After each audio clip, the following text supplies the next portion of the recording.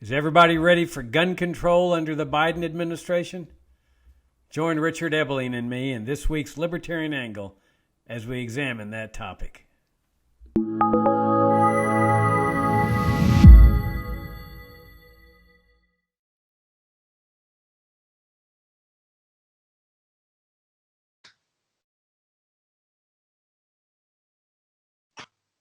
Hi, I'm Jacob Hornberger, president of the Future of Freedom Foundation, and this is this week's Libertarian Angle, the show that brings you the principled and compromising case for the libertarian philosophy. I'm joined by my co-host, Richard Ebeling, distinguished professor of economics at the Citadel. How's that for an adjective for you, Richard? I can't tell you how it has lifted my spirits. I felt so down in the dumps because no one, when I'm on the street, nobody says, Richard Ebeling, the distinguished Richard Ebeling. Nobody says this. You have no idea how depressed I am, Jacob. I'm walking my dog. I have this large Royal Standard Poodle. Everybody says I'm walking along, what a handsome, good-looking dog. They never say it about me. I am so depressed. My dog gets the compliments. I don't even get one while we're walking outside. It's just my fate, but at least you've made me feel better. Thank you.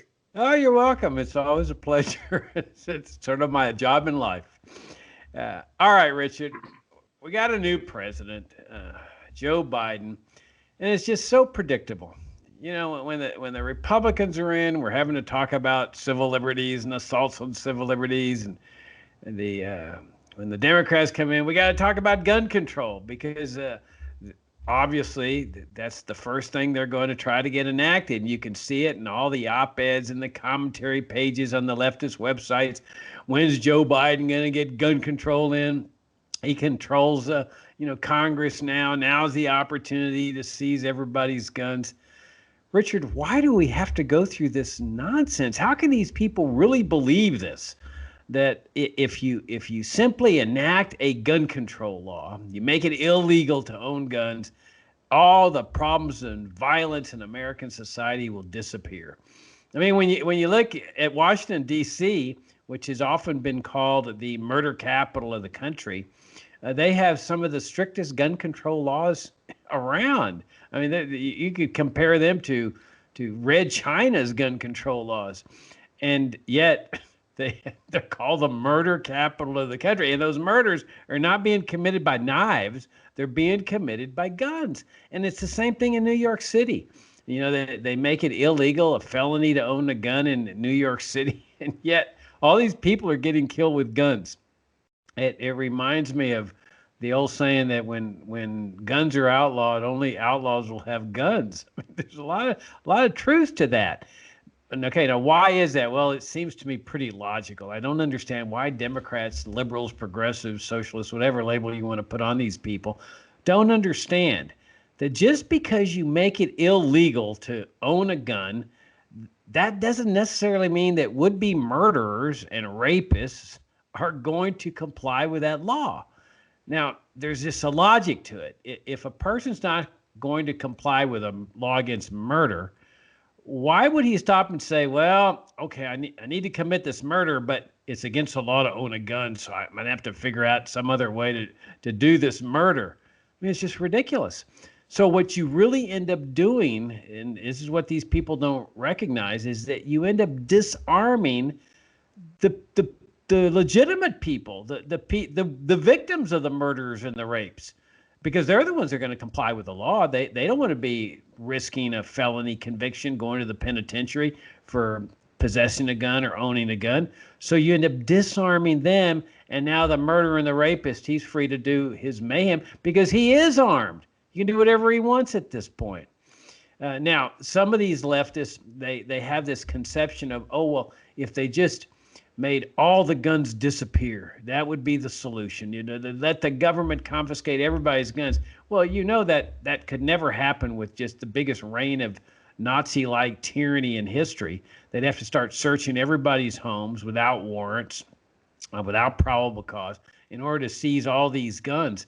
And the genie's out of the bottle. I mean, think how many guns are owned in the United States. I don't know what the number is, but it's got to be in the millions.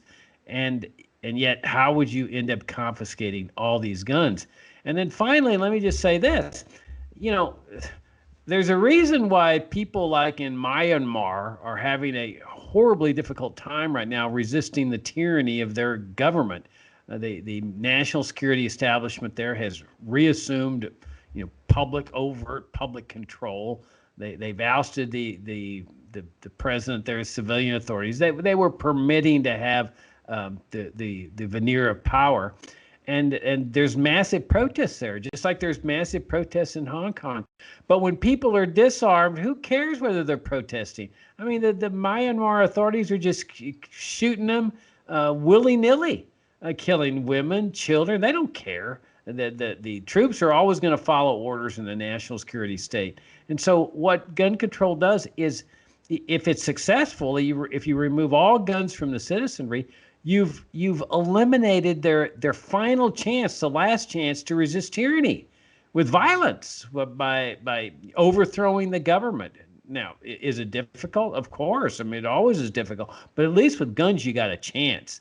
When you're disarmed, you got only two choices, and that's obey or die. And I don't understand why these leftists don't understand this. Or maybe they do, Richard. What do you think? Well, I think that part of it is they live in a la-la land. If the intentions are good, the government regulation or intervention will assure a better world. You tell people they can't hire individuals for less than the minimum wage. How many people don't obey the law for the social good of a living wage? You tell people they can't build a house without a government permit. How many people build houses outside of the public interested building codes? You tell people that they can't have guns and they can't shoot each other, and they'll just obey. There's this conception that the intention leads to the consequence. The good intention assures a utopian outcome, which of course is a la-la land. Even further, we've seen in these recent protests about these killings by some policemen in Minnesota, people carrying signs, abolish the police and abolish prisons. Oh, so now the citizenry wouldn't have guns, the police don't have guns, and in the legitimate sense, there's no legal process to incarcerate a person who may have been found in a fair trial of guilty of a serious crime. Who's then going to be loaded with weaponry of one type or another to plunder and threaten and harm the general citizenry? Hello? Now, a good number of these, quote, progressives are deeply disturbed by the violence in Myanmar, or what the country that used to be known as Burma. Listen, I'm watching the pictures too. It's a tragedy. But what has happened in other countries that progressives, American progressives, have been concerned about as well? Didn't they believe that the people of Syria should be able to overthrow their evil tyrant Assad? So would they now say it was illegitimate for the United States government to, whether rightly or wrongly from a U.S. foreign policy perspective, that's a different issue, but to give armaments to ordinary citizens to fight their government? Where did all these people get arms to fight Assad's government over the last 10 years? A good portion came from the U.S., either clandestinely or officially. These are private militias. These are just individuals forming groups to try to oppose a tyrant. So this is wrong. Now, a lot of the progressives, this is in the New York Times, the Washington Post, etc. Oh, the Chinese government is oppressing the Uyghurs, the Muslim minority group in the Western Chinese area of Xinjiang. 2 million possibly put into the Chinese version of Gulag concentration camps. Terrorism, torture, murder, separating children from parents and forcing them to be raised in Chinese, Han Chinese families to undermine the ethnic continuity of those people. How are they supposed to oppose this? Oh, we're going to tell President Xi Jinping that's not nice to do. You have to be a nice person respecting diversity. And he's going to do it? Give me a break. Now, I would like to be clear, and I'm sure that you share this sentiment. Taking up arms against the government, even for the most legitimate reasons in terms of tyranny and rights is a dangerous affair. People die. There's a lot of destruction. The social fabric of the society is threatened. And sometimes a bad situation results in something even worse. The European Union countries, with the indirect support of the US, instigated the overthrow of I'm forgetting his name. His name in Libya, the tyrant in Libya. Oh, Gaddafi. Gaddafi. Okay. Oh, we're going to give arms to these groups, and we're going to give them various material support, and Gaddafi will be gone, and then there'll be peace and love in Libya. Well, what's happened for the last 10 years there? The place is a disaster of clannish warfare. It's a disintegrated society. Okay. So this idea that, good intentions and giving the guns to the right people, but not the bad people. The fact is that individuals themselves must have the right to bear arms. In my opinion, there's two reasons. First is the one that you started out with, self-defense. Regardless of the fact that most people in society on an everyday basis are respectful of other people's rights, there is always a segment of the society who are disrespectful of their neighbor's rights. They will kill, they will steal, they will intimidate, they'll attempt to threaten, like protection rackets. Oh, if you want your store to be safe in the community, you better give us a payoff. Otherwise, some bad person might come and torch your business, but not us. We're here to protect you from bad people. Almost sounds like government, but we won't get into that.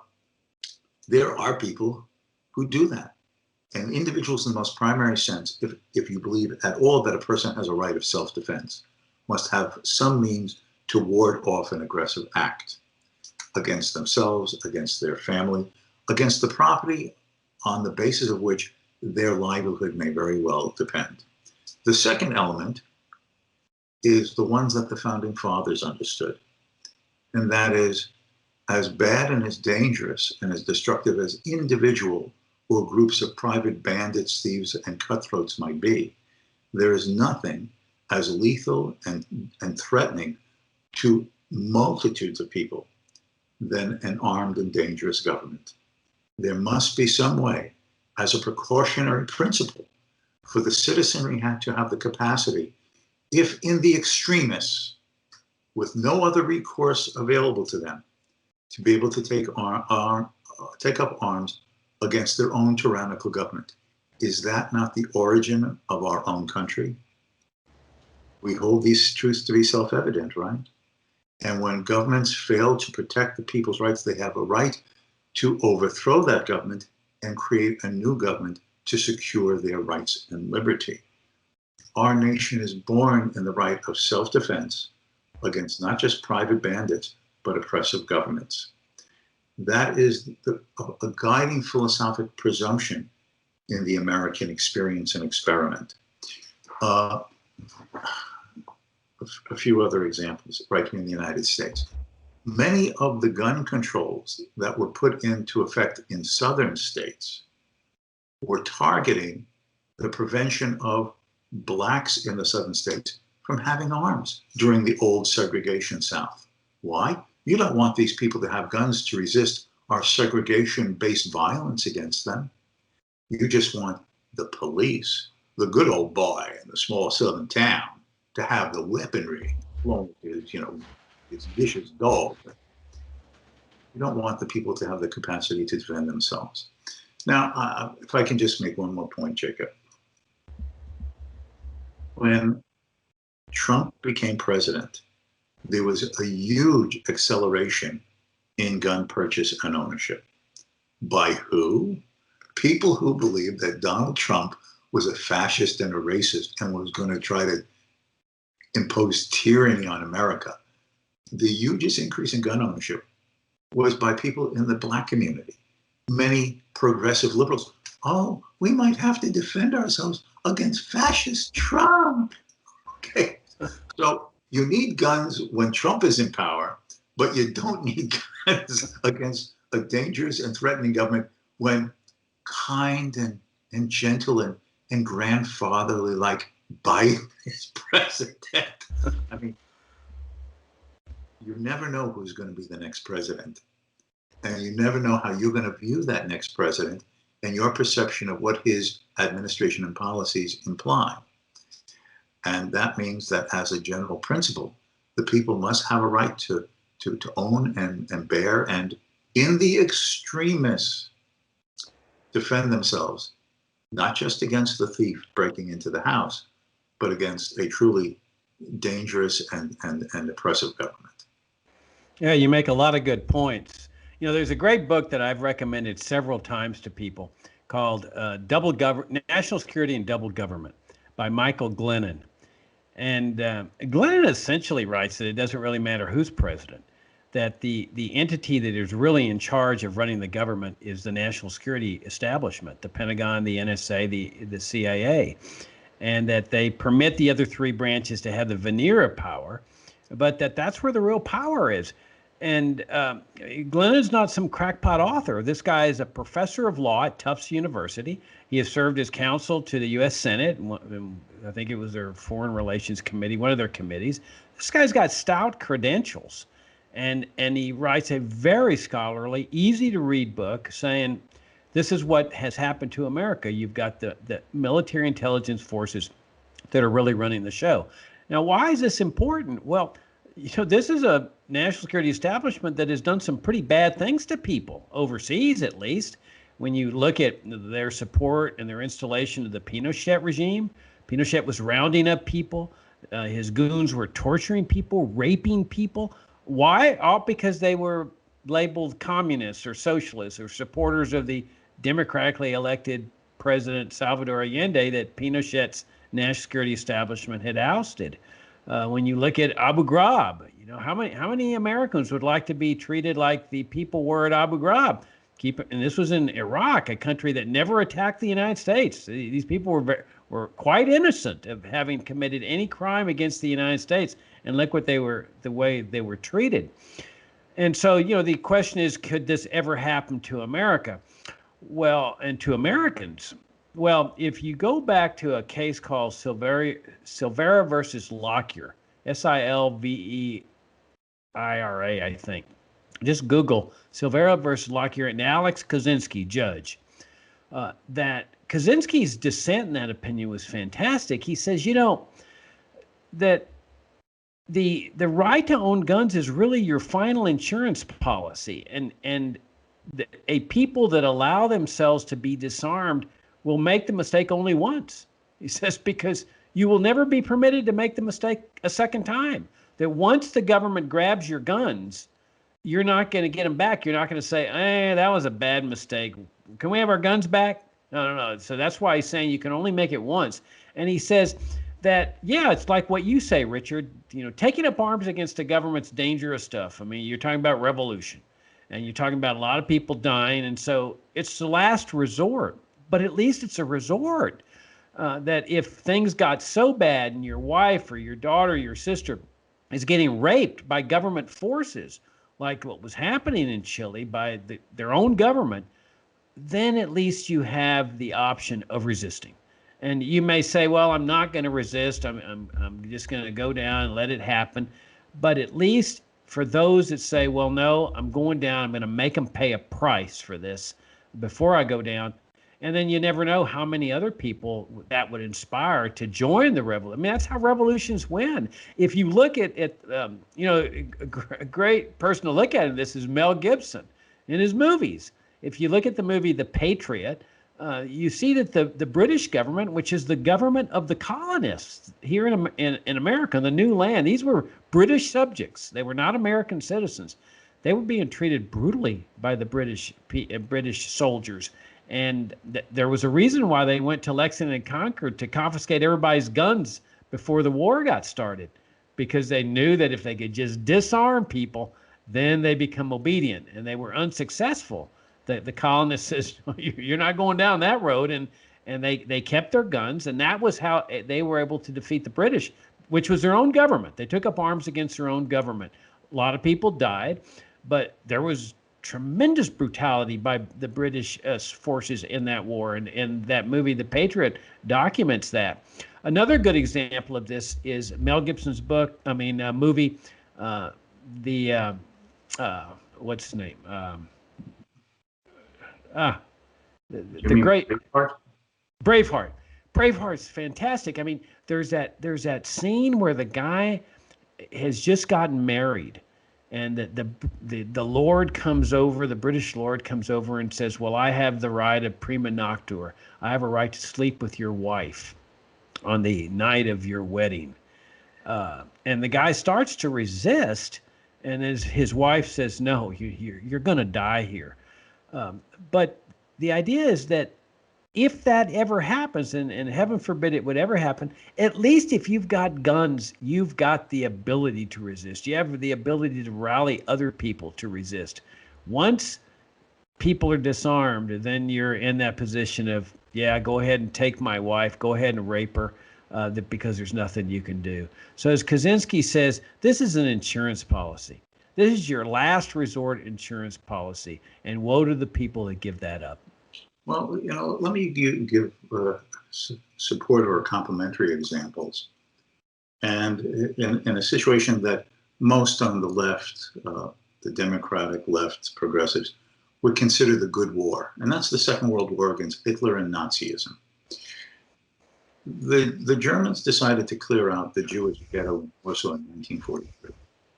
And they figured, look here, we've been rounding up Jews for so long, and we just line them up at these ravines, and they don't even resist us. We just shoot them one row after another. This is going to be easy. We'll just round up the last several thousand of Jews in the Warsaw ghetto, march them off to a death camp, and that'll be the end of it.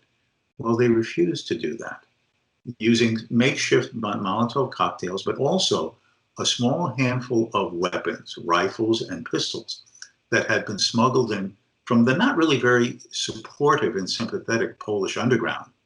The Polish population was itself highly anti-Semitic to a great extent, separate from the Germans.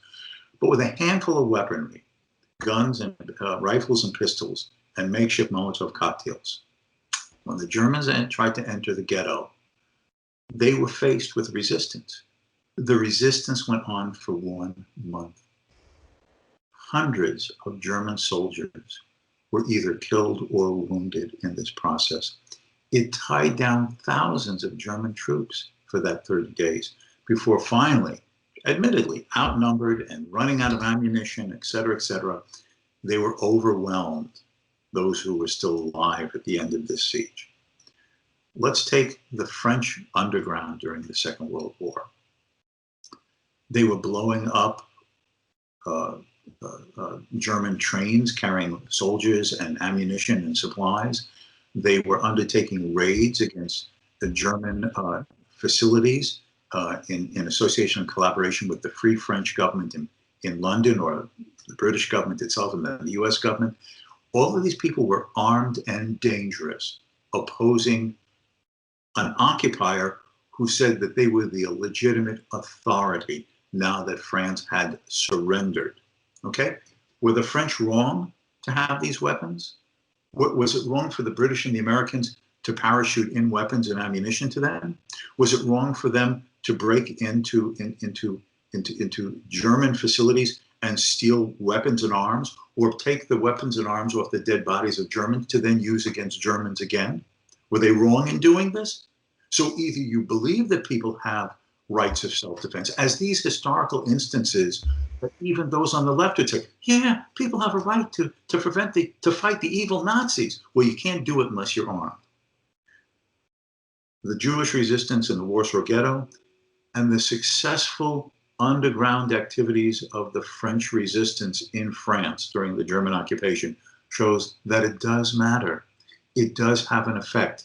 It imposes a cost on the government that you view and is the oppressor and the tyrant that is attempting to prevent you from ever being free again, or even having your life.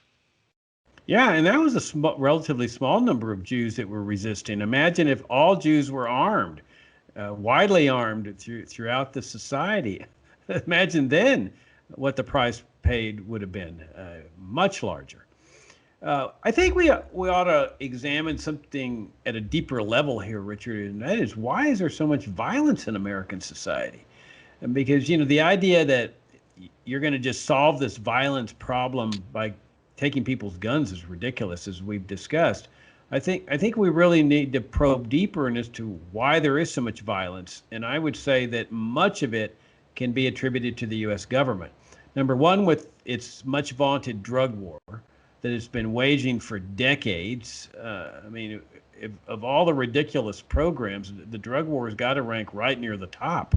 That they've been totally unsuccessful in their purported goal, which is to eliminate drugs from society, or at least significantly reduce them. I mean, that's just ridiculous. There's more drugs than ever before. People want to consume drugs for whatever reason. They want to do that, just like people drink alcohol or smoke cigarettes or whatever. People want to smoke dope or whatever. And that is the major cause of the violence. The drug lords, the drug gangs, the cartel fights, the turf battles. This is what comes with criminality, with illegality of a peaceful behavior, a black market, where the suppliers resort to violence, unlike a legitimate market. Like, you don't see this in the alcohol business. You did back when alcohol was illegal, but as soon as it was legal, all the drug lords got put out of business immediately, just because of the free market. They couldn't compete against the legitimate sellers of booze. But you see these battles taking place in the illicit drug business. So all you'd have to do is legalize drugs, which of course would deprive a lot of people of income. The drug lords of income, they'd be out of business. The federal judges, the federal prosecutors, the clerks, all that depend on this drug war industry, they would get damaged, because that flow of money that comes with this illegality would dry up. And then I think there's also what I call the life of the lie. And I know you've used that phrase before over the years, is that we live in a society where everybody's inculcated with the notion that they're free. And yet we live in this massive welfare state, warfare state. The government's got the power of assassination, of torture, indefinite detention, massive confiscation of wealth, coercive redistribution of wealth, mandatory charity. I mean, this, as we libertarians know, this is the exact opposite of freedom.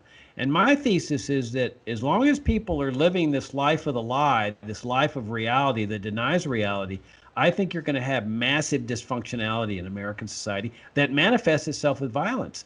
That it's just this psychosis that comes with the denial of reality. And finally, the third reason I would say was, if you look at all these forever wars that the national security establishment's waging, there is an absolute no regard for human life at all.